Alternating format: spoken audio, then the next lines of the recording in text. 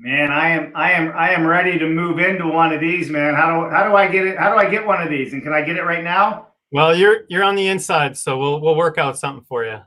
I love it. You know what's so cool about these is when we get into this. I mean, this is something like in the Caribbean. You were talking about. One of these units was supposed to go to the Caribbean. So there's so many uses. So Andrew, right now, so everybody can know exactly who you are, other than one of the nicest guys in the world.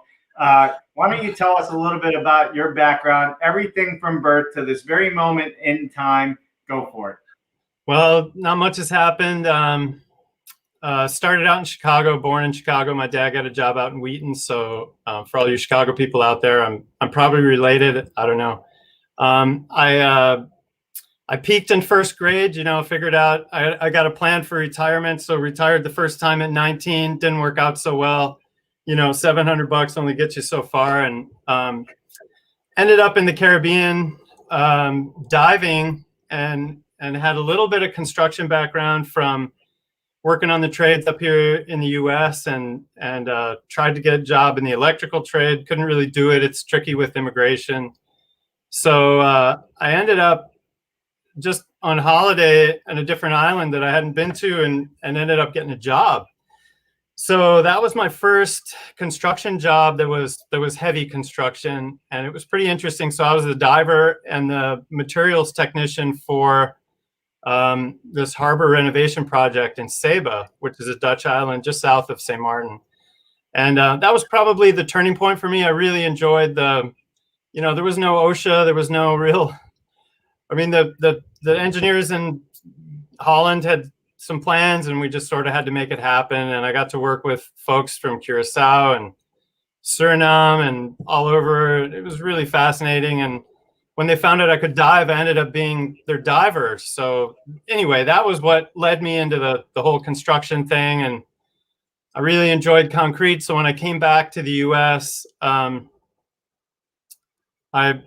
ended up in Austin and got a job from a good friend of mine, an engineer who on my application, I said, I really love concrete. So, not too many people that work around concrete would feel that way, but that was what got me a job doing like quality control for field tech work for an engineering firm in Austin. And then I got into housing, the management side of it, and then worked with affordable housing for a while, and then got into realizing through that there are a lot of processes in the housing world that are streamlining finance and some of the construction processes, but don't really address the operational side of it. So I was keen to try to get into how do we get a building in service that can stay in service and give what it's meant to give to the community that's spending on it. So that led me into the physical asset management side of it. And then I had planned to set up a container solution that I could ship, just something I could build in the U.S. and ship down to the Caribbean to have a shelter down there when I was visiting. And then my architect friend said, well, why don't you just get a G-Pod? So that's how that all started. Interesting. Yeah. And here we are, right? Yeah, here we are.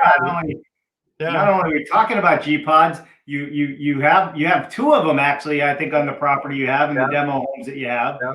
We showed that video earlier. So if you're just joining us, we do have Andrew Cely on from G-Pod America, and we're going to be showing videos, and we're going to get into a bit of a presentation about the products, where you are, where you're headed. And we got some great people already tuning in the audience, which is going to be a lot of fun, and we'll get to those questions as well. Right. So, Andrew, so you're inspired to actually deliver and ship, these G-Pods. I mean, it's kind of what inspired you to be able to send them to the Caribbean and other places in the world. Talk to us a little bit about where you are right now today. So the original, when G-Pod Global went to market the first time, they were correctly thinking about a centralized manufacturing business model that would be able to deliver product to underutilized or underserved markets globally.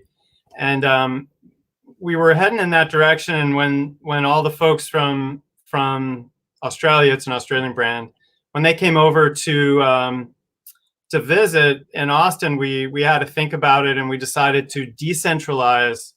So we've gone at a little bit different approach. I think we have some designs that we can deliver in a lot of different ways. So we're probably not we're maybe not doing things exactly like some of the other brands out there, but what we're doing is suitable, I think, for where we're headed. And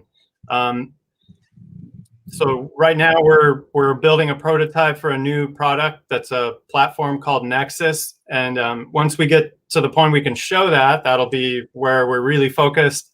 The goal would be to manufacture locally and cover everything in the realm from site built, because we've noticed that a lot of projects that we're working on, it's difficult to do if we're in a state where the product doesn't already have a prefab certification, a state certification. Right. It's hard to do, and then there's panelized or hybrid, and then there's site built. So we're trying to address all three of those spaces.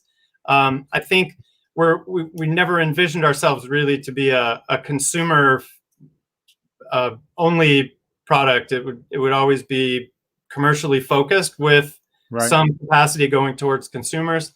But I think we can do both with the approach that we're taking now. And we have a lot of fans in Latin America and other countries, and we get inquiries quite often about how do we get the product there. And with trade conditions being what they are, and everything's so punitive, and nationalism is kind of the thing, it's easier to just do the product as needed for the local markets with the local supply chain. So that's where we're thinking at the moment. We're really focused on getting started here in the US so we can showcase some of the designs. I mean, we have this backlog of designs, and we need to start getting those out there into their various market niches. So why don't we pull up the presentation and kind of walk people through this cycle of what you guys are doing? And I don't know about you, but I think you got a lot of fans here in the United States on this already as well.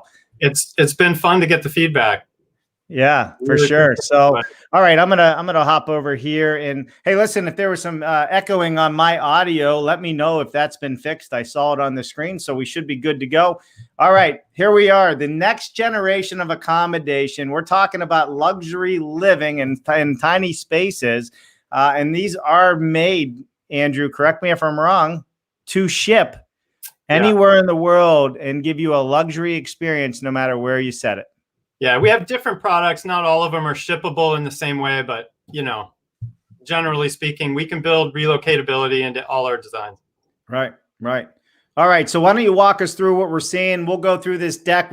Promise we're not going to bore you with some long deck presentation, but there's some beautiful photos that I think are going to tell a story. So let's walk us through this. Yeah, well, on the first page there, the interesting thing on the bottom left-hand corner is Dan Sparks, who's the founder of G-Pod Global. He's a really loved and decorated, a lot of awards. He's got a great style. He's totally a legit talent. That design on the bottom left is his tent house, and it uses an approach we often use, which is a lightweight fabric shelter or canopy type roof. Let me put this light back up here. We have another product. So on the middle there, you can see the tower, and that's our Nexus. So I think everybody is probably familiar with the Dwell, which was the first ship product that we went to market with. It was really designed to be an Airbnb or an ADU. It's our smallest size. It's just a few hundred square feet. Conditioned space is just over 200, and has a integrated fold down deck and a really beautiful. I don't think I've ever seen anything like this in the space. It's a perforated aluminum bench. It's really cool, and all that ships. The whole thing that you see there on the picture to the right ships inside that unit. So there's one trip into the site. It's what we call a package solution, and you can build large structures, multi-unit buildings out of that. But as a standalone solution, that's pretty interesting. So how many stories can you go on something like the Nexus? Well, I think it's you have to engineer for that. We've never really discovered what that limit would be. I think that we would, when we're stacking them high, we're using structural steel, and then, you know, I think those are projects that are limited by probably the budget, not so much the structural capabilities. You know, does somebody, what do they need? So I don't know. I mean, it's steel. In a case like that, if we could do it with wood, that'd be really fun. I think that the engineering limitations are probably not the big concern. We're a design and engineering firm, so we don't worry too much about those limits. It's more about getting the value for the customer for the project, wherever it is, and the conditions it's going to be. Does it need to be relocatable? Is it going to be permanent? How do we want to use it? And it's meant to be, Nexus is meant to be scalable.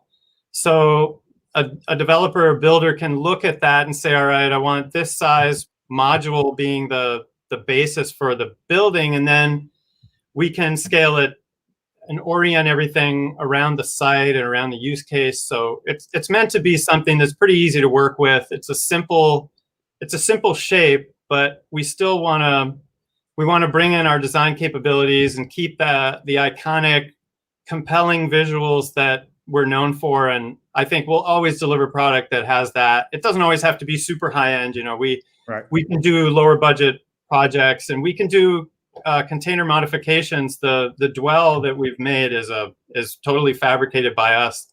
It's not a repurposed container, but we can do container solutions that are using cargo containers that have been modified for the use. So we can do all that.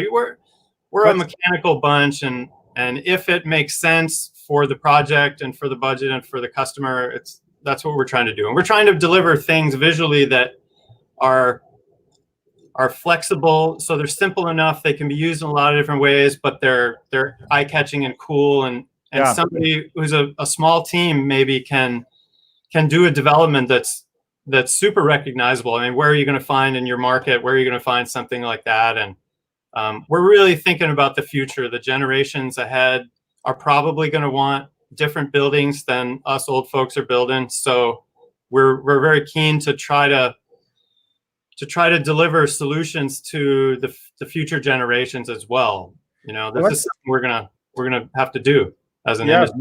No doubt. I mean, this is definitely getting into the realm of, you know, the tiny home movement that we've seen across the country in some aspects, right? And you know, the portability of these are all great things. And, you know, without getting too deep in the weeds, you know, even with Nexus and the design, because we're going to show a Nexus video here at the end of our, near the end of the presentation. I mean, I think, why don't we walk through and show everybody like the different styles that we have, because you're right. There is the container look style, there's the Nexus style. And I think what you're trying to say is, listen, we're not just a container home here. Yeah. We have different styles and different applications for what we're doing. This is just one part of our product. So let's walk through this slide here and what we're looking at, because this is the one that you're in right now. That's right. And then let's go to some comments and say hello to everybody. Yeah. So again, this is what we're really well known for. The dwell is the first, you know, it's kind of where we started, and it's a shippable, all that stuff you see there, minus the grass that grew on the trays on the roof, is all part of the shipped unit. So there's a big slide out section. There's an integrated fold down deck. There's a fly roof that collects rainwater. There are gutters on that all the way to the right. You see those posts on the front that connect the deck to the fly roof. Those are down pipes. So the whole system can be autonomous, very, very cool technology applications for it, water and energy. And so that's basically where we started. Go ahead. I have a question for you. All right. So you're saying that the canopy, so people that may not know what you're talking about, where that runs down the front to the front of the deck there, the front porch, those pipes coming down, which are structural, but they're also they're water collectors, and those water collectors are feeding that to a cistern or somewhere. We use pillow tanks. So they're fabric. They're also transportable. You can ship those inside the unit. So you can take your water collection with you. Obviously, it has to be emptied before you can move it around. But under this unit, I have a 1,500 gallon pillow tank. The pictures of it are on Instagram and Facebook and stuff, so everybody can see it. But yeah, so those are structural and they're hollow members. It's a really interesting steel alloy. I mean, this design is just outlandish. There's so much going on. It's so cool looking. It's so useful, and it all ships in one unit. So it's quite exciting. But in the in mechanical terms, I think it's just an engineering project that has all the style elements you'd want, and compared to all the other container buildings out there, I think this one is quite unique and pretty compelling. So there's the first slide. Yeah, no, absolutely. So let's take a minute and say hello to some people real quick. What do you think? Sure. All right, love it, love it, love it. All right, we got good George Ryman, Shortfoot Foundation, somewhere down here. He's trying to tell you that these would make a good fit for his foundation. Yeah, for sure. Gotta love it. Hey, Joel Hutchins, good afternoon, Joel. Thanks for joining us. We have Shane McNutt from Udo joining us. Nice to see you, Shane. All right, Shane. Andres, Guten Tag, he says. Hey, Andres. I love it, love it. And, of course, the purple bearded man. I don't know if he heard me yesterday, but I'm hoping he shows up with his beard dyed purple Friday.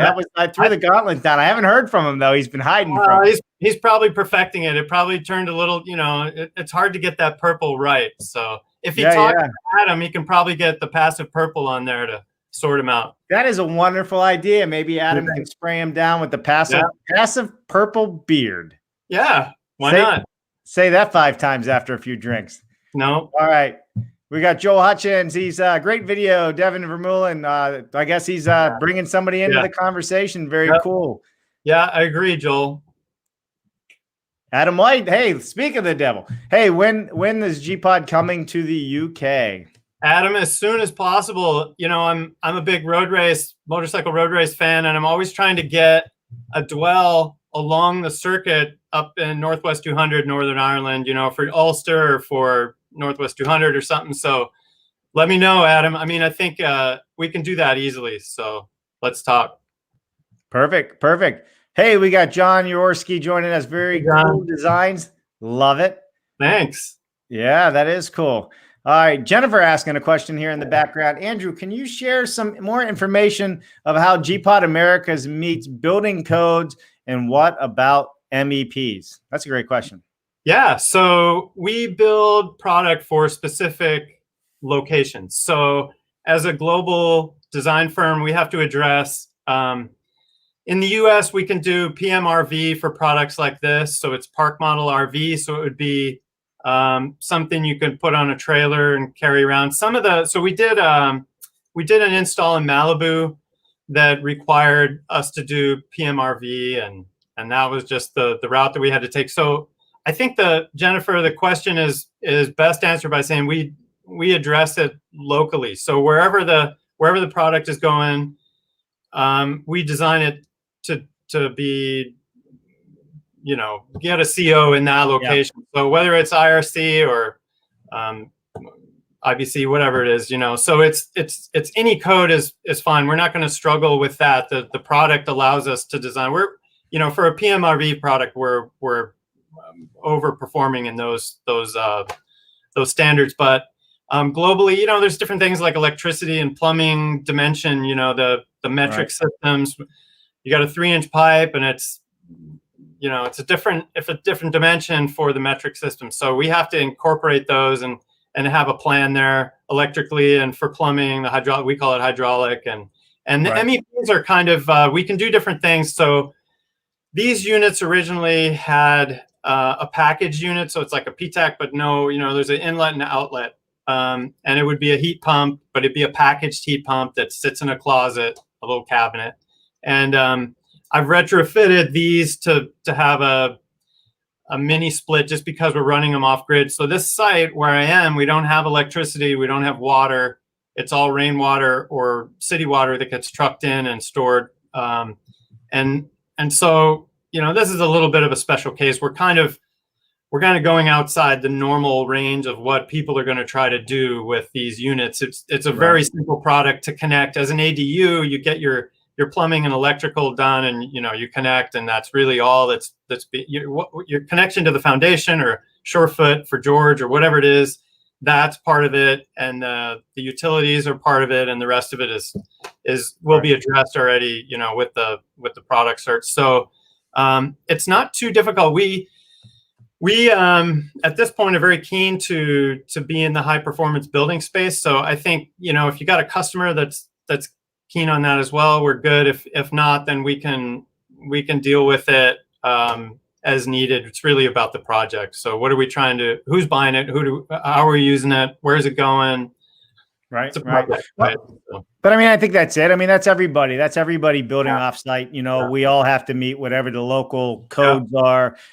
Your product has a different application for MEPs, as a modular building made out of stick would be different, right? So it's just a matter of looking at the individual location is basically what it comes down to.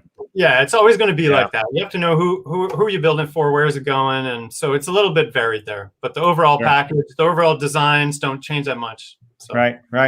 All right. Hey, look at that. We got Better Construction with Sean McStay. Let's go, guys. Been looking forward to this episode. Absolutely. We got a lot of people on LinkedIn. We got people on YouTube and Facebook. I mean, holy mackerel, buddy. Thanks, everybody. All right, here we go. We got Viz Graphics. Hey, Andrew. Glad to hear. All right. Love what you are doing. Hey, Eric. Hey, Gary. Hey, Kristen. Hope you guys are great. Nice. What's Viz Graphics do? I'm curious. So they've done that. You'll see their videos later. We're working on some animation, and they're helping us along. We're doing some promo videos to help people see where we're headed with Nexus, and then as we develop the product, those will turn into more realistic, I think is the right word. You know, we'll be showing the product, so quite a bit of that to come. And Eric's been leading that team to help us get the word out and show folks what we're up to. So cool. Thanks, Eric. Cool. I'm waiting for my ADO to show up here any day now. I could see us, that being the new broadcast studio for Dave Cooper Live, one of these. Perfect for that. Yeah, and you know, I mean, it's a good environment to work in and to live in, and that's part of our brand. I mean, the whole part about we don't always have an opportunity to pick the location, but when you do, you don't want to disturb the location. You want to do it light touch, if it's natural at all, or if your neighbors are nearby. You want to do it in the least offensive or disruptive way. Right.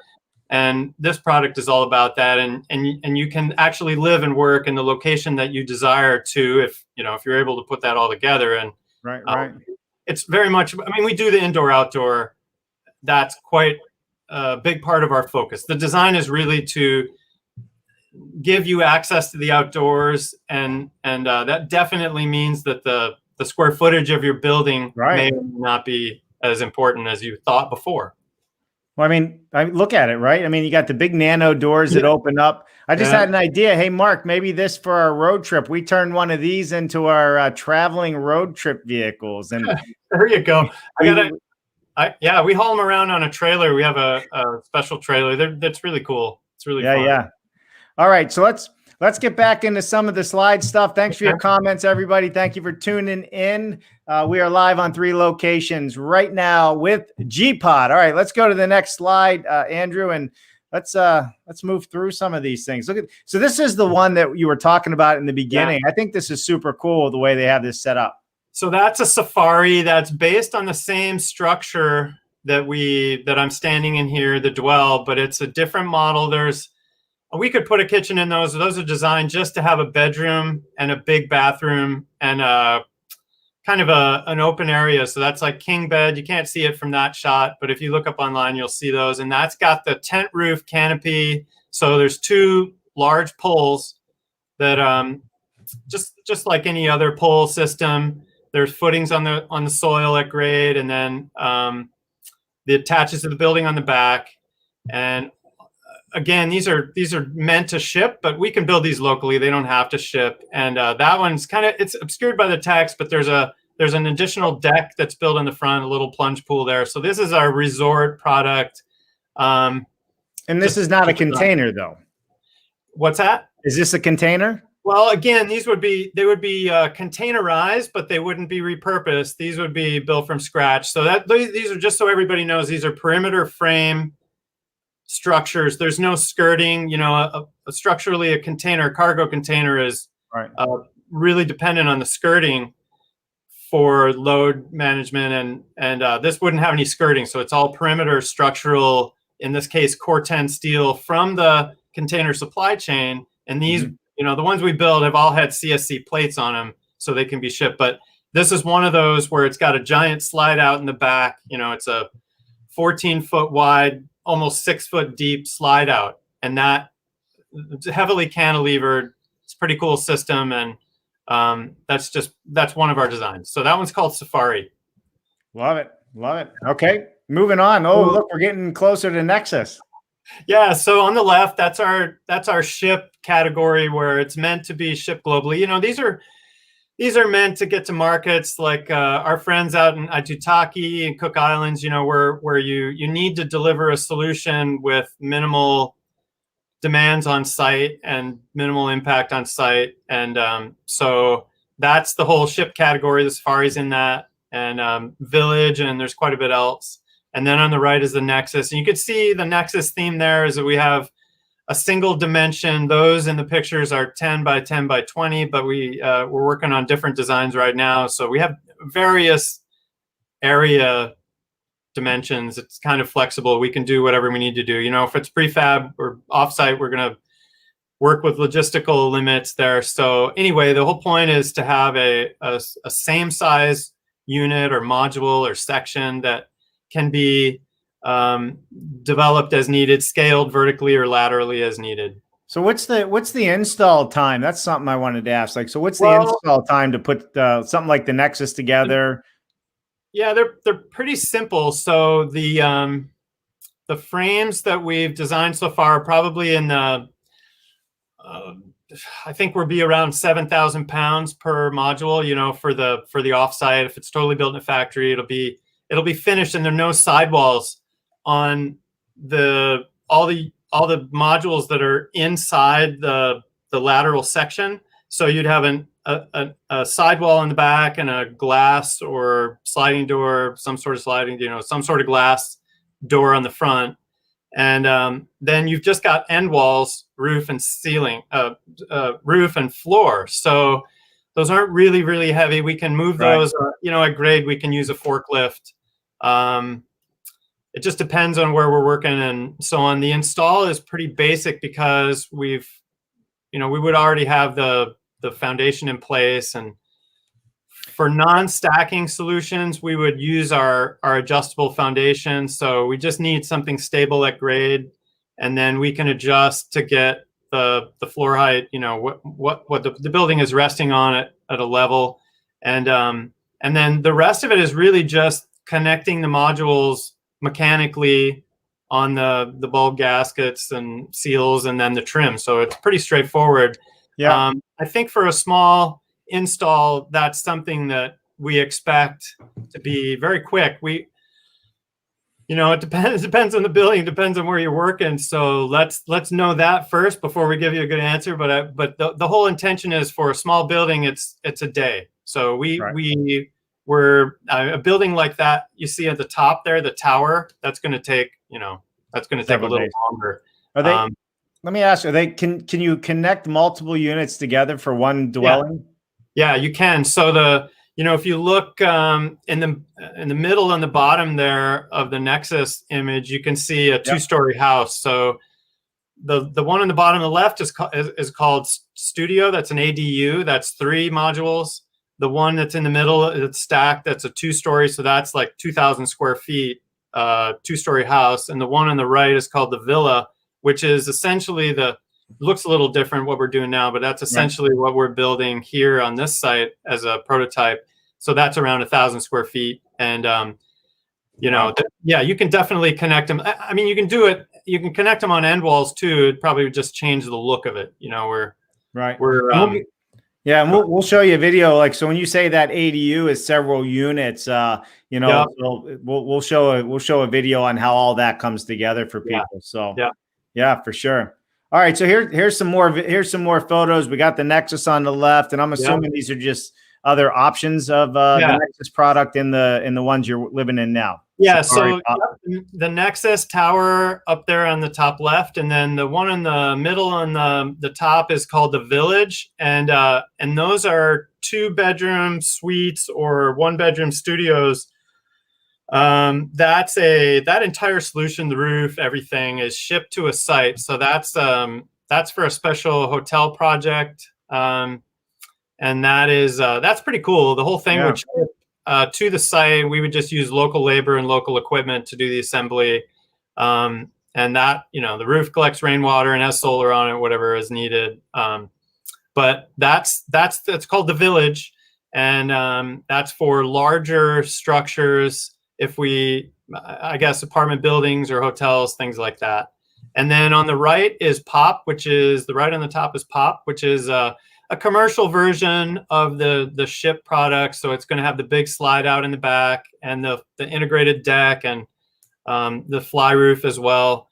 And that's just something that we would build for a commercial customer who wants to do retail or coffee shop or something like that. Then on the bottom, we did a few designs for emergency or kind of long range assistance structures. So education or healthcare. And then the bottom right is just another picture of the Safari, the resort product, without the text blocking the deck and the plunge pool there.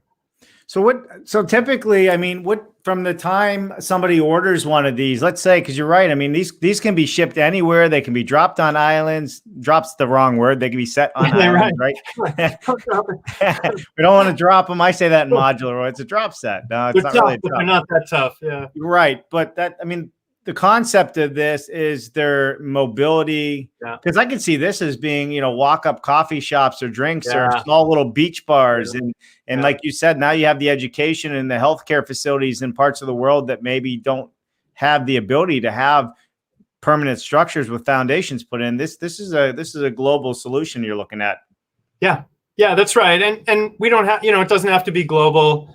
But we're pretty confident that these products can all be manufactured locally as needed. But oops, dropped my light there. But again, I think it's on some of Vince's concrete, so it's just not the best surface to put it on. Beautiful surface as it is. So these, the projects would be unique. So where is it needed? Where has it got to go? And what do we have to do with it? What are we designing into the solution? But about that, you're kind of asking about the lead times. I think it depends on the project. We wouldn't, we don't have the product waiting to be carried away by the customer. So we build for a project. So these are commercial solutions. We wouldn't, if you want your coffee shop, there's probably a little bit of planning involved. Where are we going to put it? You still have to get approval for how you're going to use it, and it's got to fit the jurisdiction that it's in. So there's going to be a little bit of lead time for that. And we really, we have a minimum order quantity for these kinds of projects. So depending on what we have to do to get you the product, that would all have to be sorted out ahead of time. And that's all familiar to the offsite people because everybody's used to planning ahead. And what are we going to do? Let's determine all that and then go ahead and do it. So the manufacturing capacity is out there, and we can work with that. But there are plenty of unknowns there because we just don't know where the project's going. Right. Yeah, and I'm sure it's like everything else. They're one-offs unless you get one big project somewhere. Yeah, the Nexus product is quite easy for us to do one-offs, just because of the nature of it, and we can do that stick build and. Whether we're using T-studs or something else, we can do that a lot of different ways. And the lead times on those products, even for small volume, can be very quick. But because the ship, the package units, those solutions are a little more industrial. We have to plan ahead on that, and we need a certain volume. But it's something we can do. And if somebody needs something really quick and they don't need quite the functionality or as many design details in that single functional space, then we can use existing modified containers to do something with our style. There's still we still bring a lot of value there with the design and engineering side. So sure. Oh, I love it. I'm just flipping through so people can see some of these photos. That's a beautiful photo, and that's your unit right there. I love it. Yep. Here in Texas. Yep. Same thing. So we can kind of see the foundation system here now. Yep. So those are adjustable. We have a gross or coarse and fine adjustment. And so we don't really worry too much. Foundations are kind of easy for us to deal with. We don't want to always do a cut and fill or anything on a slope or bring in a lot of select fill or, base or anything like that. Right. So we're trying to do light touch. And if it's for temporary uses and the soil is stable, we can put them on soil. It wouldn't be great for long term. If it's just in a park over a couple of weeks during the summer, it might be fine. Yeah, for sure. For sure. There you go. So there's our Nexus product. When I say ours, yours. Yeah. Well, it's a community. That's fine. We'll share it.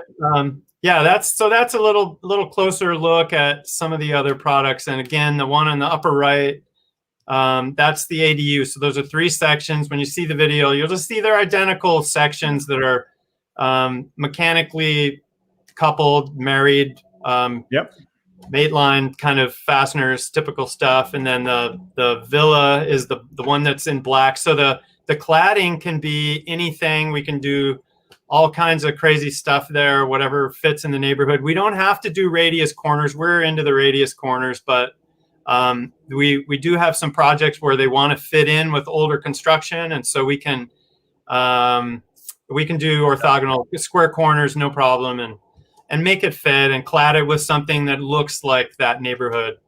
Make it fit in something. Right. All right. Just so here's some more information. Wood or metal frames, 200, 300 square feet, conditioned space. So yeah, that's good. And it says here up to 50,000 square feet you can do. Yeah. I think that the tower, that's the sort of product that we would do on a big scale. The Nexus is really suitable for, I don't know it's hard to pick a limit because we wouldn't want to say, well, it's 52,000 square feet, forget about it, go talk to somebody else. But that's sort of a rough estimate. We're really trying to give the developers and builders who want to do multifamily or want to do mixed use something to work with that's remarkable in look, but not remarkably difficult to execute. So these are good looking buildings that are easy to work with, mechanically simple, not hard, I think, for somebody who hasn't worked with offsite to figure out. And you can design anything, but these are meant to be simple looking and highly functional. We're just going for the combination of ease of use and delight.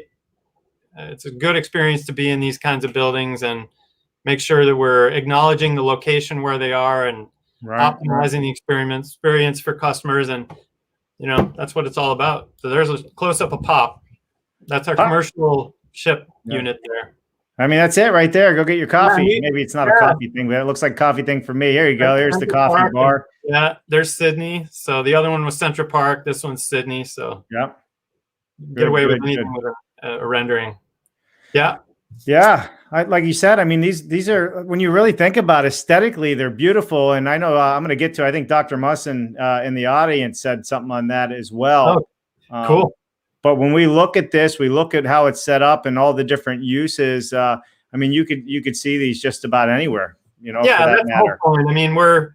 We're pretty sure that if somebody wants something that's cool and better, we don't have to, it's not always really high budget stuff. We're proud of how I think we do luxury without going over the top. Dan's design aesthetic it has the feeling of luxury, but it doesn't have to be, nothing has to be gold, right? It doesn't have to be platinum. It doesn't have to be crazy, but the luxury is sort of tied to the location and being able to, it's just funny when people walk into the structure or walk up to the structure, there's invariably some kind of wow. And it seems so much bigger, you see pictures of it and it seems so much bigger. And it really is a pretty, they're heavy duty things, but the feeling you get in them, I think, is what's part of that luxury that brings the luxury to a value that isn't exclusive in the sense that, well, I've got this and you don't have this, so now I have luxury. It's not about waste. It's not about, well, I don't care how much water there's waste and luxury are sometimes equated, and we're trying to bring the value in the experience and let the folks who are using or living in the building enjoy themselves in the way that they meant to.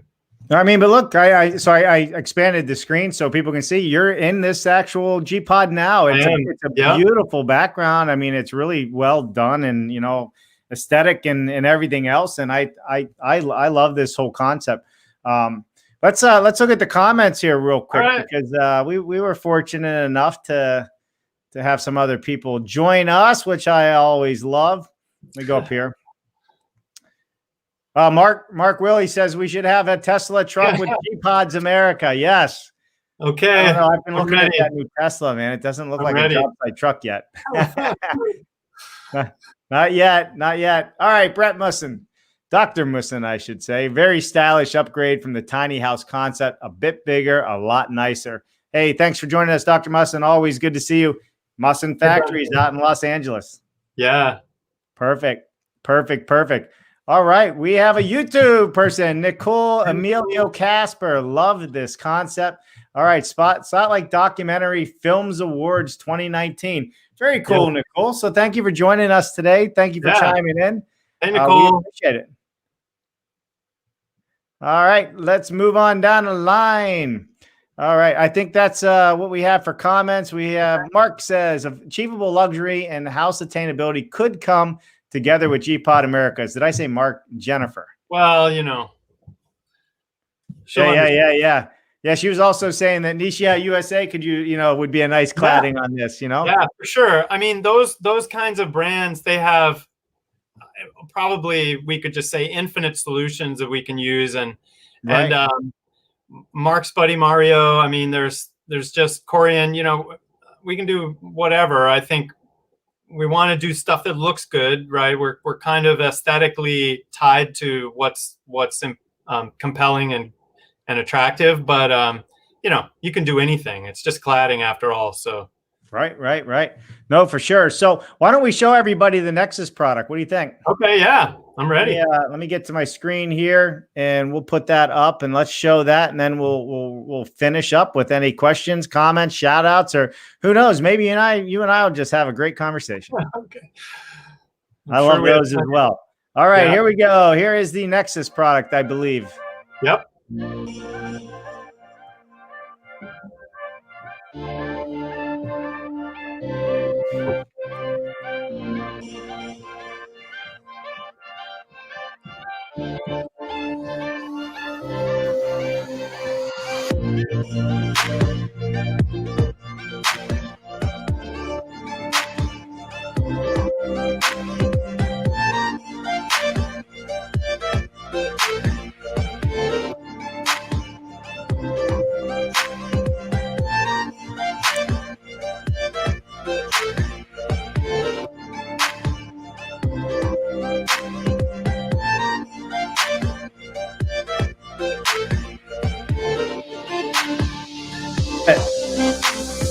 I mean, I think, you know, let me kill this here and bring you back in.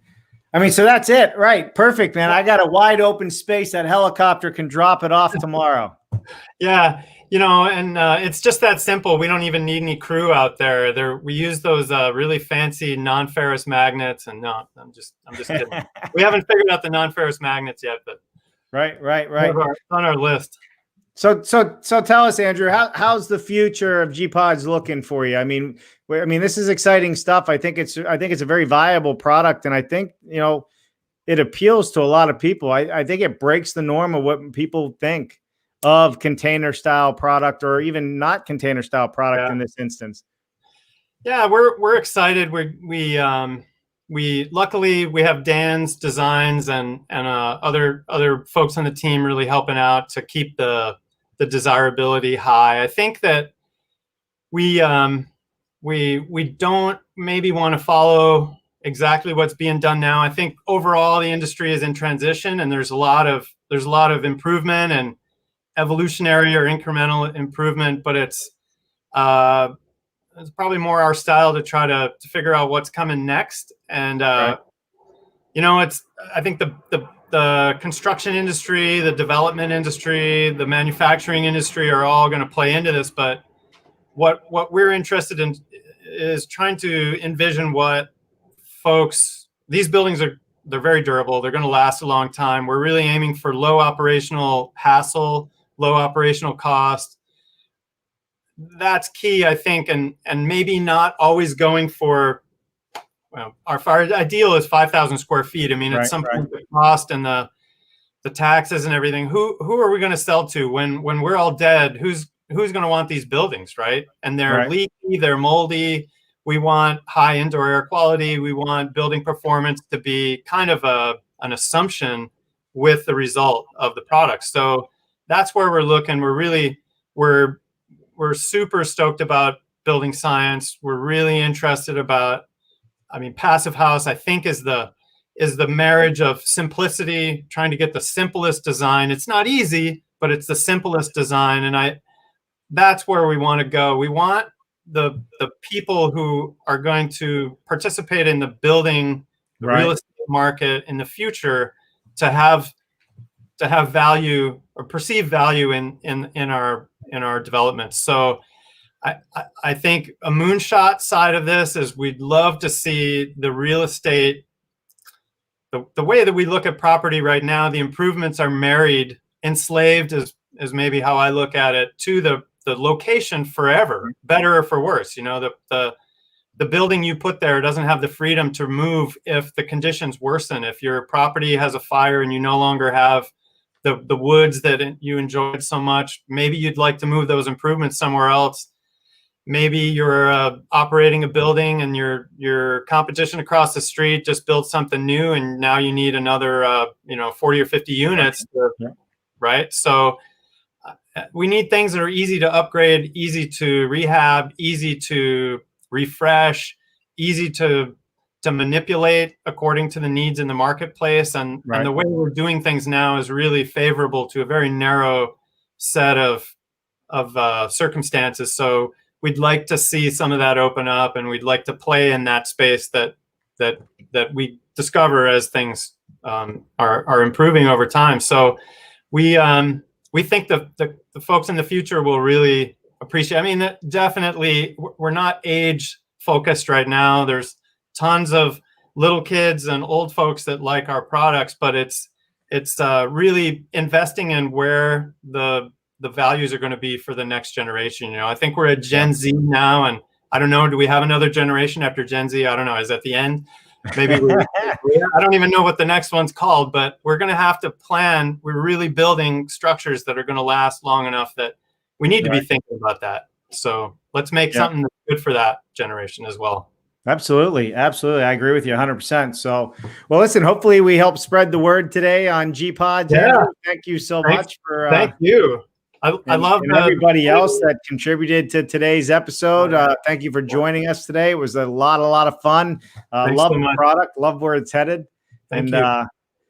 I know I speak on behalf of a lot of people tuning in today. We appreciate you taking the time to be on the show, and we definitely appreciate all the time and effort you spend helping to grow awareness in offsite construction, healthier buildings, healthier living, for sure. Thanks so much. Keep up the great work, Team Cooper and everybody. The whole audience here it's an honor to be in the crowd virtually with all these folks. I look forward to meeting some of you in person at some point, should we all outlive the circumstances we have. And I think the future is exciting for a lot of reasons, but just to be able to commune with the folks that I enjoy so much, the people you bring on, and the broadcasting side of it is fascinating to me. Just the whole thing, you know, and thanks to Mark for introducing us. I think I knew who you were before, but not very well. And so, you know, Mark's really good at that.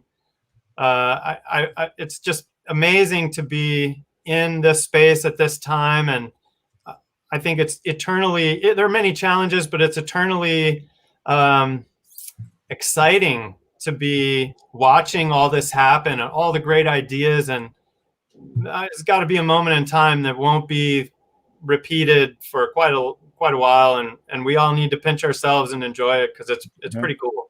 It is super cool. Super cool. All right, there you have it, everybody. Andrew Cely from G-Pods America. We just walked through a lot of their products and where they're heading, where they're going. Luxury, small living, not real small. You can get up 50,000 square feet, so it can be anything you want. So, that's right. All right, everybody. Thanks so much for tuning in today. Please hit that like and share button one more time. And as always, make sure you go and subscribe to that YouTube channel. I'm Dave Cooper. We will see you tomorrow at 1 p.m. Increasing Influence. Miles. And we are going to have Jenny Kelleher on from Rise, Build with Rise. So tomorrow is going to be a great episode as well. So we'll see you tomorrow, everybody. Thanks, Andrew. Yeah. You hang tight. I'll come right back to you. All right. Thanks, everybody.